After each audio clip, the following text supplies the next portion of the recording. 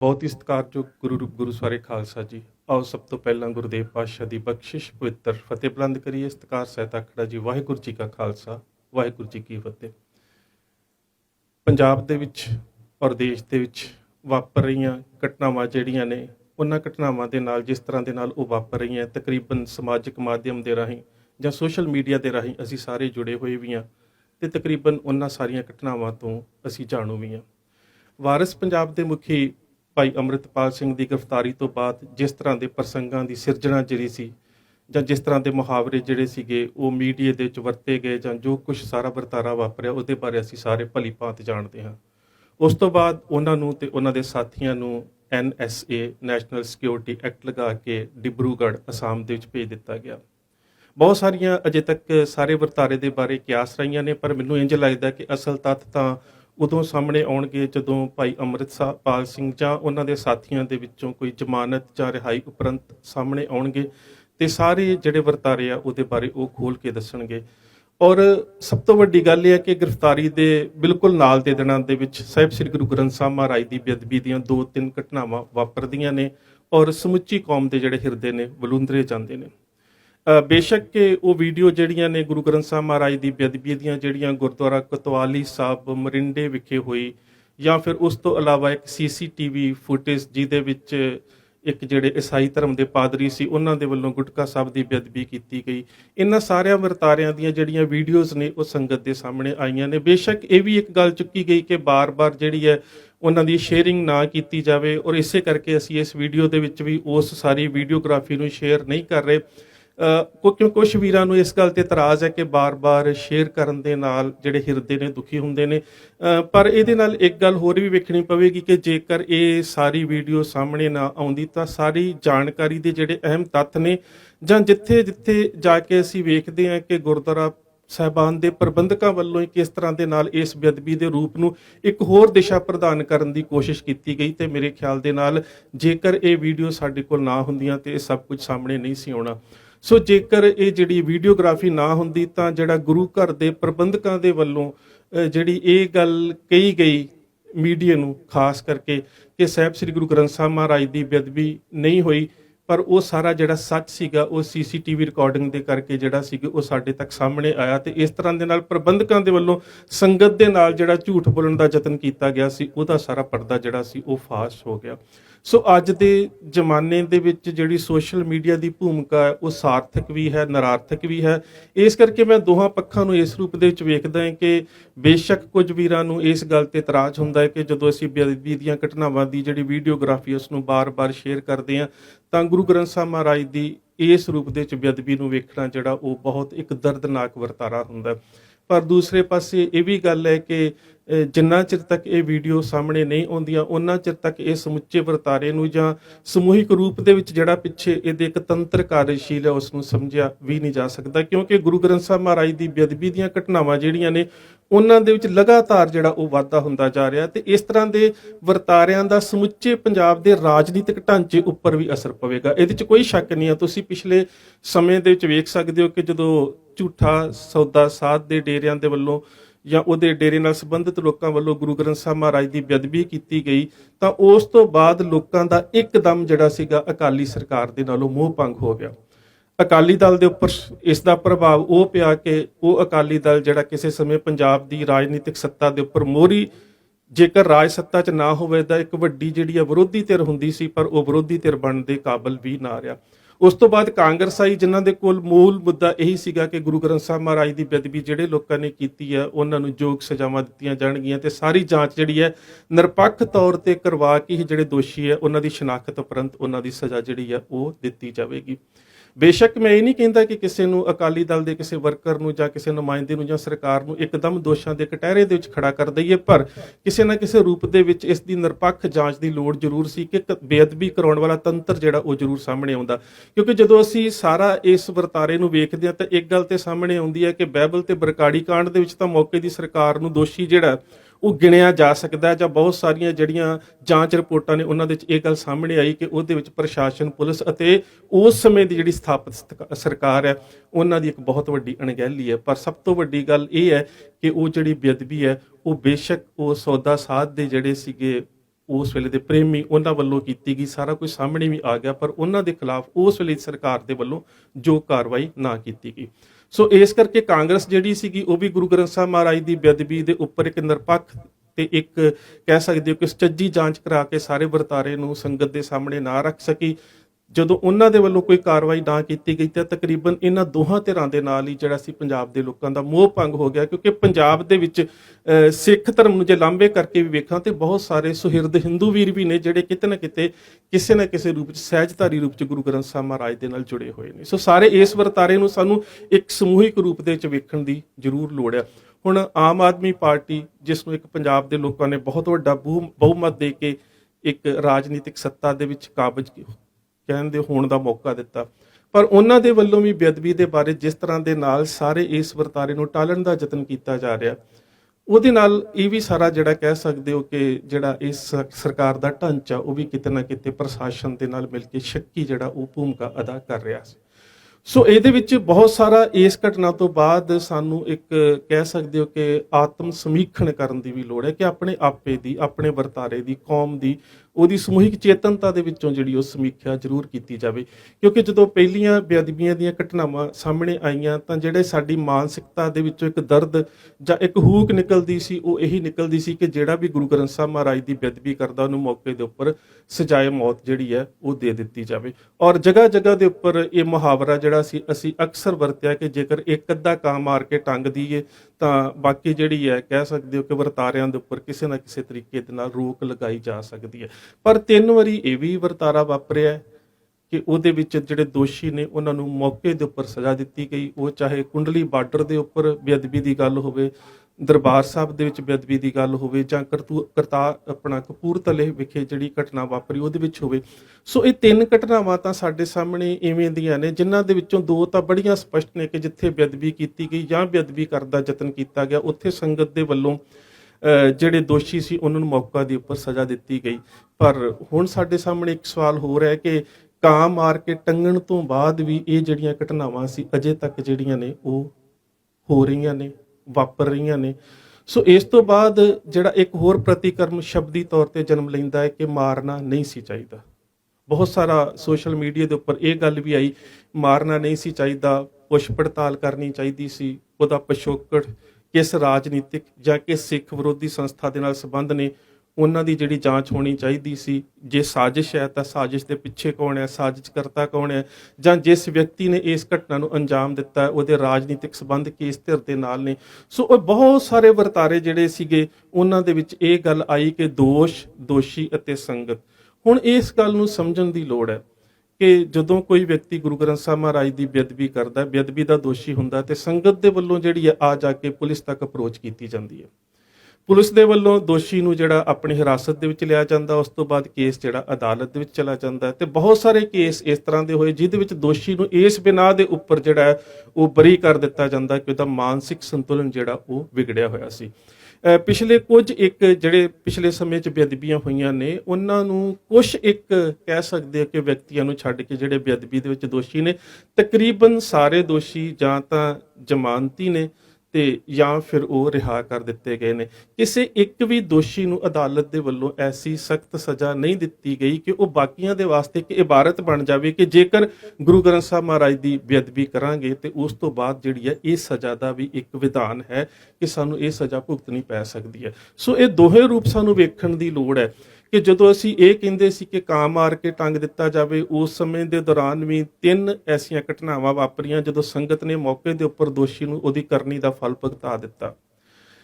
ਉਸ ਤੋਂ ਬਾਅਦ ਵੀ ਇਹ ਜਿਹੜੀਆਂ ਘਟਨਾਵਾਂ ਸੀ ਇਹਨਾਂ ਦੇ ਵਿੱਚ ਜਿਹੜੀ ਲਗਾਤਾਰਤਾ ਸੀ ਉਹ ਨਹੀਂ ਰੁਕੀ, ਬਲਕਿ ਲਗਾਤਾਰ ਗੁਰੂ ਗ੍ਰੰਥ ਸਾਹਿਬ ਮਹਾਰਾਜ ਦੀ ਬੇਅਦਬੀ ਦੀਆਂ ਘਟਨਾਵਾਂ ਦੇ ਵਿੱਚ ਵਾਧਾ ਹੁੰਦਾ ਜਾ ਰਿਹਾ। ਦੂਸਰਾ ਜਿਹੜਾ ਇਹਦਾ ਪੱਖ ਸੀਗਾ ਕਿ ਸੰਵਿਧਾਨਕ ਤੌਰ ਦੇ ਉੱਪਰ ਸਜ਼ਾ ਦਿਵਾਉਣ ਦੇ ਵਾਸਤੇ ਯਤਨ ਕੀਤੇ ਜਾਣ, ਪਰ ਉਹਦੇ ਵਿੱਚ ਵੀ ਅਸੀਂ ਸਮੂਹਿਕ ਤੌਰ ਤੇ ਉੱਪਰ ਕੋਈ ਕਾਮਯਾਬ ਨਹੀਂ ਹੋ ਸਕੇ ਕਿਉਂ ਉਹਦੇ ਵਿੱਚ ਕੁਝ ਬਹੁਤ ਵੱਡੀਆਂ ਘਾਟਾਂ ਨੇ ਜਿਨ੍ਹਾਂ ਦੀ ਸਾਨੂੰ ਸਮੀਖਿਆ ਕਰਨ ਦੀ ਲੋੜ ਹੈ। ਕਿ ਜਦੋਂ ਕਿਸੇ ਵੀ ਦੋਸ਼ੀ ਨੂੰ ਜਿਹੜਾ ਬੇਅਦਬੀ ਦਾ ਦੋਸ਼ੀ ਹੁੰਦਾ ਹੈ ਗੁਰੂ ਗ੍ਰੰਥ ਸਾਹਿਬ ਮਹਾਰਾਜ ਦੀ ਬੇਅਦਬੀ ਦਾ, ਉਹਨੂੰ ਪੁਲਿਸ ਨੂੰ ਸੌਂਪ ਦਿੱਤਾ ਜਾਂਦਾ ਹੈ ਤੇ ਜਿਹੜੇ ਛੋਟੇ ਤੋਂ ਲੈ ਕੇ ਵੱਡੇ ਪੁਲਿਸ ਅਧਿਕਾਰੀ ਨੇ ਕਿਤੇ ਨਾ ਕਿਤੇ ਉਹਨਾਂ ਦੇ ਉੱਪਰ ਰਾਜਨੀਤਿਕ ਜਿਹੜਾ ਪ੍ਰਭਾਵ ਹੈ ਉਹ ਵੀ ਅਸਰ ਅੰਦਾਜ਼ ਹੁੰਦਾ ਹੈ। ਦੂਜੇ ਬੰਨੇ ਜਿਹੜੀ ਪੀੜਤ ਧਿਰ ਹੁੰਦੀ ਹੈ, ਜਿਸ ਤਰ੍ਹਾਂ ਸਿੱਖ ਇਸ ਸਮੇਂ ਪੀੜਤ ਧਿਰ ਨੇ, ਤੇ ਉਹ ਬੜੀ ਢਿੱਲੀ ਜਿਹੜੀ ਅਦਾਲਤੀ ਕਾਰਵਾਈ ਕਰਦੇ ਨੇ ਤੇ ਜਿਹੜੇ ਦੋਸ਼ੀ ਨੇ ਉਹ ਦੋਸ਼ ਮੁਕਤ ਹੋ ਜਾਂਦੇ ਨੇ। ਤੇ ਇਸ ਸਾਰੇ ਵਰਤਾਰੇ ਦੇ ਵਿੱਚ ਜਿਹੜੇ ਗਵਾਹ ਬਣਾਏ ਜਾਂਦੇ ਨੇ ਉਹ ਅਕਸਰ ਜਾਂ ਤਾਂ ਗੁਰਦੁਆਰਾ ਸਾਹਿਬ ਦੇ ਸੇਵਾਦਾਰ ਹੁੰਦੇ ਨੇ, ਜਾਂ ਸੰਗਤ ਦੇ ਵਿੱਚੋਂ ਕੋਈ ਆਮ ਵਿਅਕਤੀ ਹੁੰਦਾ ਹੈ, ਜਾਂ ਫਿਰ ਕੋਈ ਗੁਰੂ ਗ੍ਰੰਥ ਸਾਹਿਬ ਮਹਾਰਾਜ ਦੀ ਹਜ਼ੂਰੀ ਦੇ ਵਿੱਚ ਪਾਠ ਕਰ ਰਿਹਾ ਪਾਠੀ ਹੁੰਦਾ ਹੈ। ਸੋ ਇਹਨਾਂ ਸਾਰੇ ਵਰਤਾਰਿਆਂ ਦੀ ਅਦਾਲਤ ਦੇ ਵਿੱਚ ਇਹ ਸਾਰੇ ਕੇਸ ਦੀ ਜਿਹੜੀ ਪੈਰਵਾਈ ਹੈ ਉਹ ਕਹਿ ਸਕਦੇ ਹੋ ਕਿ ਪੂਰੀ ਤਰ੍ਹਾਂ ਦੇ ਨਾਲ ਮੁਸ਼ਤੈਦੀ ਦੇ ਨਾਲ ਨਹੀਂ ਕੀਤੀ ਜਾਂਦੀ, ਜਦੋਂ ਕਿ ਦੂਜੇ ਬੰਨੇ ਜਿਹੜੀ ਦੋਸ਼ੀ ਧਿਰ ਹੁੰਦੀ ਹੈ ਉਹਨਾਂ ਨੂੰ ਕਿਤੇ ਨਾ ਕਿਤੇ ਪ੍ਰਸ਼ਾਸਨ ਦਾ ਸਾਥ ਵੀ ਮਿਲਦਾ ਹੈ। ਦੂਸਰੇ ਪਾਸੇ ਜੇਕਰ ਉਹਦੇ ਪਿੱਛੇ ਇੱਕ ਸਾਜ਼ਿਸ਼ੀ ਤੰਤਰ ਹੁੰਦਾ ਹੈ ਤਾਂ ਕਿਤੇ ਨਾ ਕਿਤੇ ਉਹਨਾਂ ਦਾ ਦਬਾਅ ਵੀ ਹੁੰਦਾ ਹੈ। ਤੀਸਰੀ ਗੱਲ ਹੈ ਕਿ ਵਿਅਕਤੀਗਤ ਤੌਰ ਤੇ ਵੀ ਉਹਨਾਂ ਵੱਲੋਂ ਕਾਰਵਾਈ ਜਿਹੜੀ ਹੈ ਉਹ ਬੜੀ ਮੁਸ਼ਤੈਦੀ ਦੇ ਨਾਲ ਕੀਤੀ ਜਾਂਦੀ ਹੈ। ਸੋ ਉੱਥੇ ਆ ਕੇ ਕਿਤੇ ਨਾ ਕਿਤੇ ਜਿਹੜਾ ਦੋਸ਼ੀ ਹੈ ਉਸ ਨੂੰ ਦੋਸ਼ ਮੁਕਤ ਜਿਹੜਾ ਉਹ ਕਰ ਦਿੱਤਾ ਜਾਂਦਾ ਹੈ ਤੇ ਉਹ ਕਾਨੂੰਨੀ ਦਾਅ ਪੇਚਾਂ ਦੇ ਕਰਕੇ ਜਿਹੜਾ ਉਹ ਸਜ਼ਾ ਤੋਂ ਕਹਿ ਸਕਦੇ ਹੋ ਕਿ ਵਾਂਝਾ ਰਹਿ ਜਾਂਦਾ ਹੈ। ਔਰ ਬਹੁਤ ਥਾਵਾਂ ਤੇ ਅਸੀਂ ਵੇਖਿਆ ਹੈ ਕਿ ਜਿਹੜੇ ਸਾਡੇ ਇਹਨਾਂ ਕੇਸਾਂ ਦੇ ਵਿੱਚ ਗਵਾਹ ਬਣਾਏ ਜਾਂਦੇ ਨੇ ਉਹ ਕਾਨੂੰਨੀ ਦਾਅ ਪੇਚਾਂ ਤੋਂ ਬਹੁਤ ਅਣਜਾਣ ਹੁੰਦੇ ਨੇ। ਤੇ ਇਸ ਸਾਰੇ ਵਰਤਾਰੇ ਦੇ ਵਿੱਚ ਕੇਸ ਲੜਨ ਦੇ ਵਾਸਤੇ ਜਦੋਂ ਅਸੀਂ ਅਦਾਲਤ ਤੱਕ ਇਸ ਕੇਸ ਨੂੰ ਲੈ ਕੇ ਜਾਂਦੇ ਹਾਂ ਤਾਂ ਸਾਡੇ ਕੋਲ ਕੋਈ ਐਸੀ ਨੁਮਾਇੰਦਾ ਸੰਸਥਾ ਦੇ ਵੱਲੋਂ ਅਜੇ ਤੱਕ ਇਹਨਾਂ ਦੀ ਕਾਨੂੰਨੀ ਪੈਰਵਾਈ ਕਰਨ ਦੇ ਵਾਸਤੇ ਚੰਗੇ ਵਕੀਲਾਂ ਦਾ ਇੱਕ ਢਾਂਚਾ ਨਹੀਂ ਸਿਰਜਿਆ ਗਿਆ ਕਿ ਇਸ ਵਾਸਤੇ ਉਹ ਵਕੀਲ ਜਿਹੜੇ ਨੇ ਉਹ ਖਾਸ ਮੁਹਾਰਤ ਰੱਖਦੇ ਹੋਣ ਤੇ ਕੋਈ ਵੀ ਐਵੇਂ ਦੀ ਘਟਨਾ ਵਾਪਰਦੀ ਹੈ ਤੇ ਸਿੱਖਾਂ ਦੀ ਸਰਵਉੱਚ ਸੰਸਥਾ, ਕੋਈ ਸ਼ੱਕ ਨਹੀਂ ਇਹਦੇ ਵਿੱਚ ਕਿ ਕੰਮ ਕਰਨ ਦੇ ਨਾਲ ਜਾਂ ਪ੍ਰਬੰਧ ਦੇ ਨਾਲ ਤੁਹਾਡੇ ਜਾਂ ਮੇਰੇ ਜਿਹੜੇ ਨੇ ਉਹ ਵਿਰੋਧਾ ਭਾਵ ਹੋ ਸਕਦੇ ਨੇ, ਹੋ ਸਕਦਾ ਮੇਰੇ ਤੁਹਾਡੇ ਤੋਂ ਵੱਧ ਹੋਣ, ਪਰ ਸ਼੍ਰੋਮਣੀ ਗੁਰਦੁਆਰਾ ਪ੍ਰਬੰਧਕ ਕਮੇਟੀ ਜਿਹੜੀ ਹੈ ਉਹ ਸਿੱਖਾਂ ਦੀ ਮੁੱਖ ਤੇ ਪ੍ਰਮੁੱਖ ਨੁਮਾਇੰਦਾ ਸੰਸਥਾ ਹੈ ਜਿਹਦੀ ਕਿਤੇ ਨਾ ਕਿਤੇ ਇਹ ਜ਼ਿੰਮੇਵਾਰੀ ਬਣ ਜਾਂਦੀ ਹੈ। ਸੋ ਜਿਹੜਾ ਬੇਅਦਬੀ ਕਰਤਾ ਹੁੰਦਾ ਹੈ ਉਹ ਤਾਂ ਇੱਕ ਆਉਂਦਾ ਹੈ, ਪਰ ਉਹਦੇ ਪਿੱਛੇ ਇੱਕ ਖਾਸ ਤੰਤਰ ਜਿਹੜਾ ਉਹਦੀ ਹੋਂਦ ਨੂੰ ਨਕਾਰਿਆ ਨਹੀਂ ਜਾ ਸਕਦਾ। ਮੈਂ ਤਾਂ ਕਈ ਵਾਰੀ ਸੋਚਦਾ ਕਿ ਹੋ ਸਕਦਾ ਹੈ ਕਿ ਜਦੋਂ ਇੱਕ ਵਿਅਕਤੀ ਬੇਅਦਬੀ ਕਰ ਰਿਹਾ ਹੈ ਤਾਂ ਉਸ ਸਮੇਂ ਉਹਦਾ ਜਿਹੜਾ ਤੰਤਰ ਹੈ ਉਹ ਸਿੱਖਾਂ ਦੇ ਰੂਪ ਦੇ ਵਿੱਚ ਵੀ ਹੁੰਦੇ ਨੇ, ਜਿਹੜੇ ਉਸ ਦੋਸ਼ੀ ਨੂੰ ਬਾਕੀ ਸੰਗਤ ਦੇ ਕੋਲੋਂ ਬਚਾਉਂਦੇ ਵੀ ਨੇ, ਜਿਹੜੇ ਉੱਥੇ ਸੁਹਿਰਦ ਸਿੱਖ ਹੁੰਦੇ ਨੇ ਉਹਨੂੰ ਪੁਲਿਸ ਤੱਕ ਵੀ ਸੌਂਪਦੇ ਨੇ ਤੇ ਮੁੜ ਕੇ ਕੁਝ ਥਾਵਾਂ ਦੇ ਉੱਪਰ ਉਹੀ ਗਵਾਹ ਬਣ ਜਾਂਦੇ ਨੇ। ਤੇ ਅਦਾਲਤ ਦੇ ਵਿੱਚ ਜਿਹੜਾ ਇਹ ਕੇਸ ਹੁੰਦਾ ਥਾਣੇ ਤੋਂ ਲੈ ਕੇ ਅਦਾਲਤ ਤੱਕ ਦਾ ਸਫ਼ਰ, ਉਸ ਸਫ਼ਰ ਦੇ ਵਿੱਚ ਇਹ ਸਾਰੇ ਕਹਿ ਸਕਦੇ ਹੋ ਕਿ ਸਫ਼ਰ ਦੇ ਵਿੱਚ ਇਹ ਜਿਹੜਾ ਕੇਸ ਜਿਹੜਾ ਹੈ ਉਹ ਕਿਤੇ ਨਾ ਕਿਤੇ ਦਮ ਤੋੜ ਜਾਂਦਾ ਹੈ। ਥਾਣੇ ਦੇ ਵਿੱਚ ਫਸਟ ਇਨਫੋਰਮੇਸ਼ਨ ਰਿਪੋਰਟ FIR ਦਰਜ ਕੀਤੀ ਜਾਂਦੀ ਹੈ। ਜੇਕਰ ਉਹ FIR ਦਰਜ ਕਰਾਉਣ ਵਾਲੇ ਉਸੇ ਦੋਸ਼ੀ ਤੰਤਰ ਦਾ ਹਿੱਸਾ ਹੁੰਦੇ ਨੇ ਤਾਂ ਕਿਤੇ ਨਾ ਕਿਤੇ ਉਸ FIR ਦੇ ਵਿੱਚ ਬਹੁਤ ਸਾਰੇ ਲੂਪ ਹੋਲਸ ਹੁੰਦੇ ਨੇ, ਬਹੁਤ ਸਾਰੀਆਂ ਘਾਟਾਂ ਹੁੰਦੀਆਂ ਨੇ ਤੇ ਦੋਸ਼ੀ ਤੰਤਰ ਦੇ ਗਵਾਹ ਉਸ ਤੋਂ ਬਾਅਦ ਰਾਜਸੀ ਦਬਾਅ ਤੇ ਫਿਰ ਅੰਤ ਦੇ ਵਿੱਚ ਜ਼ਮਾਨਤ, ਜਾਂ ਉਸ ਤੋਂ ਬਾਅਦ ਫਿਰ ਇੱਕ ਹੋਰ ਵਰਤਾਰਾ ਵਾਪਰਦਾ ਹੈ ਕਿ ਬਹੁਤ ਸਾਰੇ ਕੇਸ ਜਿਹੜੇ ਖਾਸ ਕਰਕੇ ਝੂਠਾ ਸੌਦਾ ਸਾਧ ਦੇ ਨਾਲ ਸੰਬੰਧਿਤ ਨੇ ਉਹਨਾਂ ਦੇ ਵਿੱਚ ਵੇਖਿਆ ਗਿਆ ਕਿ ਦੋਸ਼ੀ ਜਿਹੜਾ ਜ਼ਮਾਨਤ ਤੇ ਆਉਂਦਾ ਹੈ ਤੇ ਨਾਲ ਹੀ ਉਹ ਅਦਾਲਤ ਦੇ ਵਿੱਚ ਬਿਆਨ ਦਿੰਦਾ ਹੈ ਕਿ ਹੁਣ ਮੈਨੂੰ ਸਿੱਖਾਂ ਤੋਂ ਖਤਰਾ ਹੈ। ਉਹਦੇ ਵਿੱਚ ਇੱਕ ਗੱਲ ਵੇਖਣ ਵਾਲੀ ਇਹ ਗੱਲ ਹੈ ਕਿ ਸਾਡੀ ਧਿਰ ਵੱਲੋਂ ਜਿਹੜੀ ਸੀ ਪੀੜਤ ਧਿਰ ਆ, ਸਾਡੇ ਵੱਲੋਂ ਅਦਾਲਤੀ ਕਾਰਵਾਈ ਜਿਹੜੀ ਹੈ ਉਹ ਪੂਰੀ ਮੁਸ਼ਤੈਦੀ ਦੇ ਨਾਲ, ਉਹ ਸਿਆਣਪ ਦੇ ਨਾਲ, ਉਹ ਇੰਟੈਲੀਜੈਂਟ ਵੇ ਦੇ ਨਾਲ ਜਿਹੜੀ ਉਹ ਨਹੀਂ ਕੀਤੀ ਜਾਂਦੀ।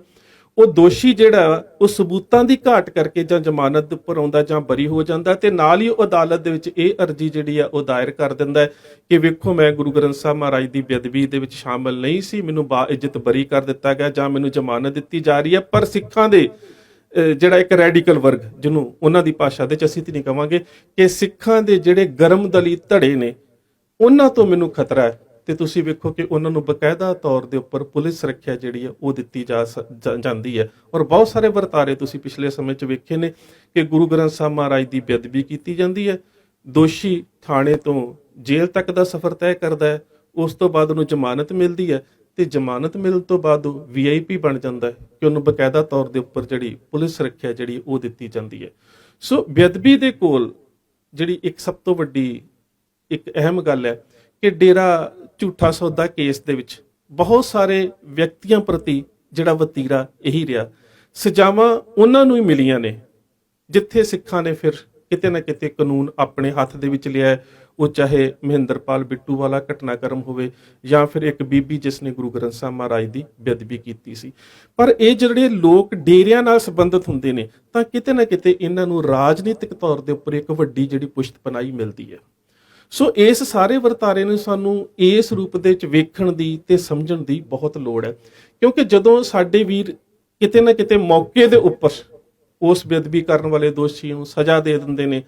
ਤਾਂ ਸਾਡੇ ਵਿੱਚ ਇੱਕ ਸਿੱਖਾਂ ਦਾ ਹੀ ਉਹ ਵਰਗ ਇੱਕਦਮ ਜਿਹੜਾ ਕਾਂਵਾਂ ਰੋਲੀ ਸ਼ੁਰੂ ਕਰ ਦਿੰਦਾ ਹੈ ਕਿ ਨਹੀਂ ਜੀ, ਮੌਕੇ ਦੇ ਉੱਪਰ ਸਜ਼ਾ ਨਹੀਂ ਸੀ ਦੇਣੀ ਚਾਹੀਦੀ। ਜਾਂ ਫਿਰ ਉਹ ਜੇ ਕਿਤੇ ਸਾਡੇ ਨੌਜਵਾਨ ਥੋੜੀ ਗਰਮਜੋਸ਼ੀ ਦੇ ਵਿੱਚ ਆ ਕੇ ਕਿਸੇ ਇਹੋ ਜਿਹੇ ਦੋਸ਼ੀ ਦਾ ਸੋਧਾ ਲਾ ਦਿੰਦੇ ਨੇ ਜਾਂ ਕੁੱਟਮਾਰ ਕਰ ਦਿੰਦੇ ਨੇ, ਤਾਂ ਫਿਰ ਇੱਕ ਵੱਖਰਾ ਰੂਪ ਮੀਡੀਆ 'ਚ ਆ ਜਾਂਦਾ ਹੈ ਕਿ ਨਹੀਂ, ਅਨਪੜ੍ਹ ਲੋਕ ਨੇ। ਪਰ ਹੁਣ ਜਿਹੜਾ ਵਰਤਾਰਾ ਵਾਪਰਿਆ ਗੁਰਦੁਆਰਾ ਕੋਤਵਾਲੀ ਸਾਹਿਬ ਦੇ ਵਿੱਚ, ਤੇ ਉਹਦੇ ਵਿੱਚ ਤੁਸੀਂ ਸਿਰਫ ਇਸ ਗੱਲ ਨੂੰ ਵੇਖਣ ਦਾ ਯਤਨ ਕਰਿਓ ਕਿ ਗੁਰੂ ਗ੍ਰੰਥ ਸਾਹਿਬ ਮਹਾਰਾਜ ਦੀ ਬੇਅਦਬੀ ਦੇ ਉਪਰੰਤ ਜਿਹੜੀ ਸਿੱਖ ਦੀ ਮਾਨਸਿਕ ਦਸ਼ਾ ਹੈ ਉਹ ਕਿਹੜੇ ਦਰਦ ਦੇ ਵਿੱਚੋਂ ਲੰਘਦੀ ਹੈ। ਕਿ ਤੁਸੀਂ ਜੇਕਰ ਸਿੱਖ ਕਿਸੇ ਦੋਸ਼ੀ ਦੇ ਉੱਪਰ ਇਸ ਦੋਸ਼ ਤੋਂ ਬਾਅਦ ਹਮਲਾਵਰ ਹੁੰਦੇ ਤਾਂ ਤੁਸੀਂ ਕਹਿੰਦੇ ਹੋ ਕਿ ਅਨਪੜ੍ਹਾਂ ਦਾ ਟੋਲਾ ਹੈ। ਪਰ ਹੁਣ ਜਦੋਂ ਅਦਾਲਤ ਦੇ ਵਿੱਚ ਇੱਕ ਵਕੀਲ ਸਰਦਾਰ ਸਾਹਿਬ ਸਿੰਘ ਖੁਰਲ ਦੇ ਵੱਲੋਂ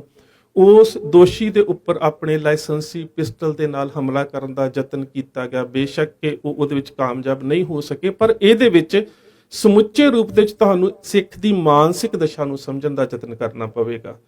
ਉੱਥੇ ਪੜ੍ਹਨ ਦੀ ਜਾਂ ਪੜ੍ਹਾਈ ਜਾਂ ਅਨਪੜ੍ਹਤਾ ਦੀ ਗੱਲ ਨਹੀਂ ਹੈ, ਉੱਥੇ ਗੱਲ ਇਹ ਹੈ ਕਿ ਗੁਰੂ ਗ੍ਰੰਥ ਸਾਹਿਬ ਮਹਾਰਾਜ ਦੀ ਬੇਅਦਬੀ ਦਾ ਦਰਦ ਕਿੰਨਾ ਹੈ ਸਾਡੇ ਮਨ ਦੇ ਵਿੱਚ। ਸੋ ਇਹ ਸਰਕਾਰਾਂ ਨੂੰ ਵੀ ਗੱਲ ਇਹ ਸਮਝਣੀ ਚਾਹੀਦੀ ਹੈ। ਤੇ ਜਿਹੜੇ ਬਾਰ-ਬਾਰ ਕਹਿ ਸਕਦੇ ਹੋ ਕਿ